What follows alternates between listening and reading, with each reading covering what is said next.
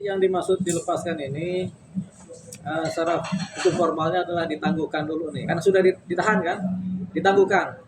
Orang kalau ditangguhkan kadang-kadang kan tangguhkan seterusnya. Kadang-kadang habis ditangguhkan wajib lapor Senin Kemis.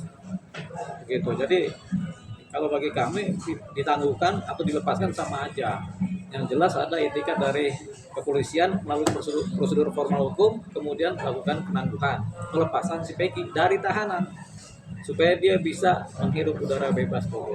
Sembari teman-teman polisi di Polda Jabar kemudian mengupayakan apa itu mengupayakan pembuktian baru atau saksi-saksi baru kalau ada, untuk apa? Untuk menguatkan perkara ini kalau bisa disidangkan.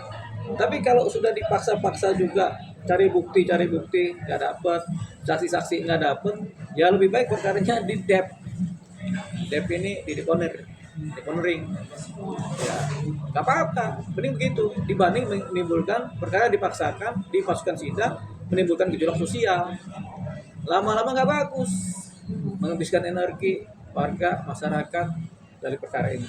Bang, tapi kan dikabarkan Saka Tatal akan memberikan kesaksian ya terkait bahwa Peggy tidak ada kaitannya dalam masalah ini. Ya, semua saksi boleh, saksi yang meringankan ataupun saksi yang memberatkan. Hanya saja, semua saksi ini nggak bisa menceritakan secara detail apa yang terjadi 8 tahun yang lalu. Kita bertanya kepada diri kita sendiri, apakah kejadian yang berkaitan dengan diri kita di 3 bulan yang lalu, di tanggal sekian-sekian, apakah kita ingat? Jawabannya, kita tidak ingat. Kita ingat, ada yang kita ingat mungkin, tapi nggak sedetail yang tergambarkan. Sementara hukum itu memerlukan kesaksian yang detail, karena jangan sampai mempersangkakan atau menterdakwakan seseorang atau menghukum orang dengan kesaksian yang tidak detail.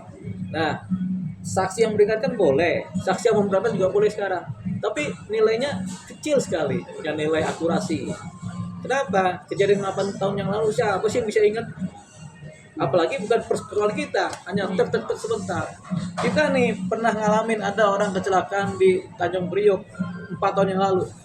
Kita ngelihat dengan mata kepala sendiri, tapi untuk mengingat secara detail nggak bisa. Hasilnya apa? Kesaksiannya selalu kemudian diragukan. Kesaksian yang rapuh namanya. Kalau kesaksian yang rapuh harusnya nggak bisa dipakai sebagai dasar untuk menjerat seseorang ke dalam wilayah keterdakwaan. Nah itu tadi. Apalagi bukti-bukti yang akurat, yang konkret, yang kuat nggak tampak.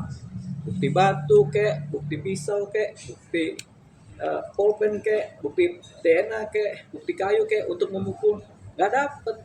Kenapa? Karena pasti udah nggak ada barangnya. Emang ada barangnya? Batunya, kayunya, pisaunya? Nggak ada. Kalaupun ada, emang ada sidik jarinya Peggy di situ melekat. 8 orang yang sudah tertangkap pelakunya dengan barang bukti yang ada. Udah saling pegang-pegangan itu. Bagaimana membuktikan? Emang ada sidik jari juga lama melekat di satu benda. Itu juga menghilang. Jadi nggak ada buktinya. CCTV emang bisa CCTV kemudian dipakai untuk melihat ini melakukan, ya nggak bisa. Jadi bukti apa Bang yang akan menguatkan bahwa Peggy tidak? Ya tidak ada buktinya sebenarnya.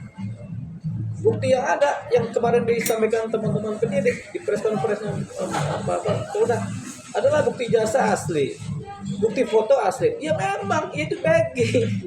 Itu kan. Tapi bukti dia melakukan mana? Ada bukti-bukti yang melakukan, ada bukti-bukti identifikasi seseorang. Yang disampaikan kemarin kan bukti identifikasi seseorang. Dia adalah Peggy, ada foto dia, ada kartu keluarga, ada ijazahnya, ada tanda tangannya. Ya itu dia memang. Tapi bukti-bukti dia melakukan itu yang nggak ditunjukkan dan nggak ada. Boleh kita bilang itu nggak ada. Kenapa? Karena di press conference nggak ada itu disampaikan oleh mereka. Saksian tersangka